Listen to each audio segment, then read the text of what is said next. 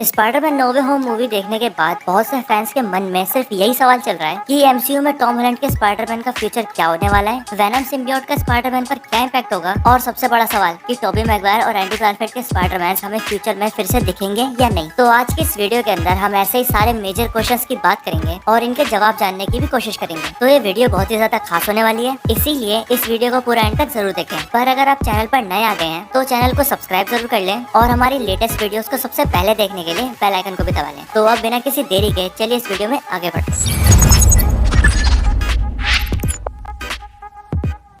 तो captain America civil war movie से MCU में डेब्यू करने वाला स्पाइडरमैन अब तक अपनी 3 सोलो मूवीज के अंदर अपीयर हो चुका है और इन तीनों ही मूवीज में हमें इसकी वो जर्नी दिखाई गई है जिसमें ये स्पाइडर बॉय एक्चुअल में अब स्पाइडरमैन बना है। इसके अलावा एमसीयू के हेड केविन फाइगी ने स्पाइडरमैन की इस ट्रिलॉजी के बाद अब इसकी आगे की 3 मूवीज को भी अनाउंस कर दिया है और उनमें से स्पाइडरमैन 4 के प्रोडक्शन को स्टार्ट भी कर दिया गया है। पर स्पाइडरमैन की इन अपकमिंग मूवीज के अंदर हमें स्पाइडरमैन का एक बिल्कुल ही डिफरेंट स्टोरी आर्क दिखाया जाएगा, जिसके अंदर ना तो स्पाइडरमैन को गाइड करने के लिए कोई मेंटर होगा और ना ही की हेल्प के लिए उसका कोई दोस्त। हम सभी ये जानते हैं कि जब से स्पाइडरमैन एमसीयू में इंट्रोड्यूस हुआ है तब से आयरन मैन ने लगभग हर जगह उसकी हेल्प की है और आयरन मैन के जाने के बाद भी हैप्पी और आंट मे ने उसे हेल्प किया है और उसे हर सिचुएशन में गाइड किया है। और बात करें उसके दोस्तों की, तो जहाँ स्पाइडरमैन को कोई गाइड करने वाला नहीं था वहाँ कहीं न कहीं उसके दोस्तों ने एक सपोर्टिव कैरेक्टर बनकर उसका साथ दिया है। पर अब क्योंकि पूरी दुनिया स्पाइडरमैन यानी पीटर पार्कर की आइडेंटिटी को भुला चुकी है, इसीलिए अब उसे बिना किसी की हेल्प के ही अपनी सारी सिचुएशंस को फेस करना है और अपनी बेसिक फाइनेंशियल प्रॉब्लम्स के साथ साथ अपने विलन्स का भी सामना करना है। तो इसीलिए अब ये बात कर लेते हैं कि स्पाइडरमैन की इन अपकमिंग मूवीज में स्पाइडरमैन का फ्यूचर क्या हो सकता है और हमें कौन कौन सी स्टोरी लाइन्स दिखाई जा सकती है।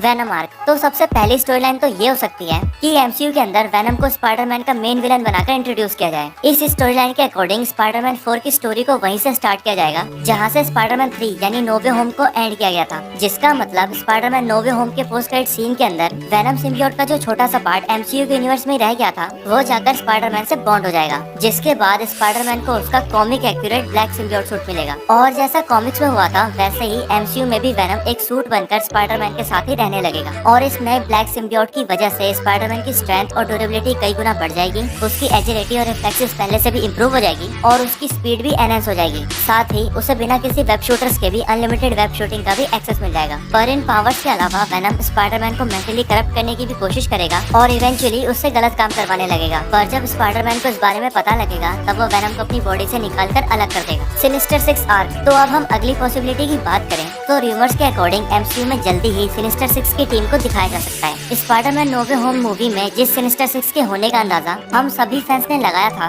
एमसीयू ने हमें वो तो नहीं दिखाया, लेकिन स्पाइडरमैन के कई विलन्स को एक साथ लाकर हमें ये जरूर बता दिया कि अब फ्यूचर की स्पाइडरमैन मूवीज में हमें जल्दी ही सिनिस्टर 6 की टीम दिखने वाली है। पर इस बार इन विलन्स का सामना करने के लिए स्पाइडरमैन के साथ कोई नहीं होगा और उसे अकेले ही इस बड़े थ्रेट का सामना करना होगा। सिनिस्टर 6 को स्पाइडरमैन के अगेंस्ट दिखाना इसलिए भी जरूरी है क्योंकि कॉमिक्स के अंदर ये एक बहुत बड़ा इवेंट रह चुका है। और साथ ही बात करें स्टूडियोज की, तो सिनिस्टर 6 को मूवीज में लाना मार्वल और सोनी स्टूडियोज के ड्रीम प्रोजेक्ट्स में से एक है।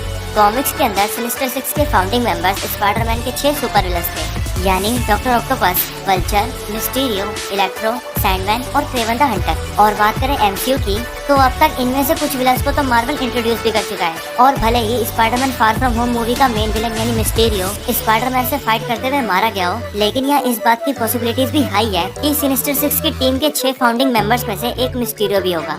Spider-Verse arc. तो जैसा कि अब हम स्पाइडरमैन नो वे होम के अंदर दूसरे यूनिवर्सेस के स्पाइडरमैन को देख चुके हैं, इसीलिए अब इस बात को मानना भी मुश्किल नहीं होगा कि इन फ्यूचर हमें एमसीयू में अल्टरनेटिव यूनिवर्सेस के स्पाइडरमैन को भी दिखाया जाए। साथ ही सोनी का एनिमेटेड स्पाइडरवर्स भी फैंस के बीच पॉपुलर बनता जा रहा है और फैंस भी उन मूवीज से काफी खुश हैं क्योंकि उसमें उन्हें एक ही मूवी के अंदर बहुत से स्पाइडरमैन को दिखाया जा रहा है और इन डिफरेंट स्पाइडरमैन के इंटरेक्शन की वजह से लोगों में उन अल्टरनेट स्पाइडरमैन की कहानी के बारे में जानने की क्यूरियोसिटी भी बढ़ती जा रही है। इसीलिए यहाँ इस बात की पॉसिबिलिटी भी बनती है कि स्पाइडरमैन की फ्यूचर मूवीज में स्पाइडरमैन 2099, स्पाइडर-गwen और माइल्स मोरालेस जैसे अल्टरनेट यूनिवर्स के स्पाइडरमैन को भी दिखाया जाए। Future of Tobey Maguire and Andrew Garfield Spiderman.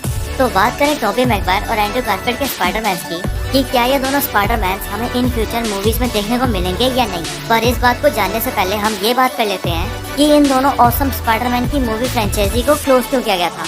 दरअसल किसी भी मूवी फ्रेंचाइजी को कंटिन्यू करना या क्लोज करना उन मूवीज के परफॉर्मेंस पर डिपेंड करता है। अगर मूवीज को फैंस पसंद करते हैं, बॉक्स ऑफिस कलेक्शन अच्छा होता है और ओवरऑल रिस्पॉन्स अच्छा मिलता है, तो स्टूडियोज हमेशा ही उस मूवी फ्रेंचाइजी को कंटिन्यू रखने की कोशिश करती है। पर अगर ऐसा नहीं होता तो लॉस से बचने के लिए स्टूडियोज उस फ्रेंचाइजी को क्लोज कर देते हैं। और यही सेम सिचुएशन टॉबी मैगवायर और एंड्रयू गारफील्ड के स्पाइडरमैन के साथ भी हुआ, क्योंकि जहां टॉबी मैगवायर की स्पाइडरमैन 3 फैंस को कुछ खास पसंद नहीं आई, वहीं एंड्रयू गारफील्ड की द अमेजिंग स्पाइडरमैन 2 को भी फैंस का कुछ खास रिस्पॉन्स नहीं मिला।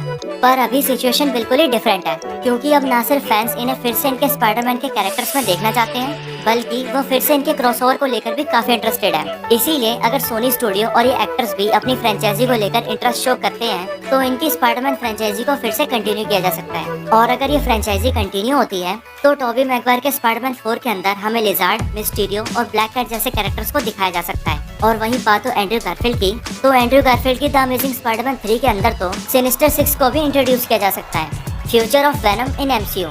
तो अब स्पाइडरमैन के बाद अगर बात करें वेनम के फ्यूचर की, तो नो वे होम के पोस्ट क्रेडिट सीन को देखने के बाद अब हम ये जानते हैं कि वेनम भी अब एमसीयू का पार्ट बन चुका है। और अगर इसके इवेंट्स की बात करें, तो स्पाइडरमैन की नेक्स्ट मूवी में ऐसा हो सकता है कि पहले तो वेनम जाकर स्पाइडरमैन से बॉन्ड हो जाए और एक ब्लैक सूट बनकर उसके साथ ही रहने लगे, और उसके बदले में वो स्पाइडरमैन को अपनी सिम्बियोटिक पावर्स का एक्सेस दे। लेकिन जब स्पाइडरमैन वेनम के बारे में जान जाए, तब वो उसे खुद से अलग कर दे, जिसके बाद जाकर वेनम एमसीयू के एडी ब्रॉक से अपना बॉन्ड बनाए। पर ऐसा होने के चांसेस थोड़े कम ही लगते हैं, क्योंकि सोनी के अपने यूनिवर्स में टॉम हार्डी का एडी ब्रॉक एग्जिस्ट करता है, और एमसीयू के अंदर एक और एडी ब्रॉक को दिखाना फैंस के बीच एडी ब्रॉक और वेनम के कैरेक्टर को लेकर कंफ्यूजन क्रिएट कर सकता है। साथ ही 2 एडी ब्रॉक दिखने के बाद फैंस फेवरेटिज्म के चलते दूसरे एडी ब्रॉक को हेट भी कर सकते हैं। या में भी ऐसा भी हो सकता है कि सोनी स्टूडियो खुद ही मार्वल को एमसीयू में नए एडी ब्रॉक को इंट्रोड्यूस करने के लिए अलाउ ही ना करे, क्योंकि सोनी स्टूडियो पहले से ही एडी ब्रॉक और वेनम पर खुद के यूनिवर्स में मूवीज बना रहे हैं। और अगर मार्वल भी एडी ब्रॉक को इंट्रोड्यूस करता है, तो उससे सोनी के खुद के एडी ब्रॉक की पॉपुलैरिटी भी कम हो सकती है। इसीलिए यहाँ पर मार्वल एक नया टेक ले सकता है और कॉमिक्स से हटकर अपनी खुद की स्टोरी को बिल्डअप कर सकता है, जिसमें वो वेनम के होस्ट के तौर पर एडी ब्रॉक की बजाय फ्लैश थॉम्पसन को इंट्रोड्यूस करे।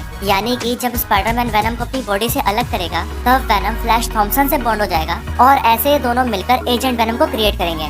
तो यही स्पाइडरमैन और वेनम को लेकर मार्वल की अपकमिंग स्टोरी आर्क्स का फ्यूचर हो सकता है। हमने यहाँ पर लगभग उन सभी पॉसिबिलिटीज की बात की है जो कि एमसीयू इन फ्यूचर हमें दिखा सकता है। पर अगर आप भी कोई ऐसा इवेंट जानते हैं जो कि एमसीयू हमें इन फ्यूचर दिखा सकता है, तो आप वो हमारे साथ कमेंट्स में शेयर कर सकते हैं।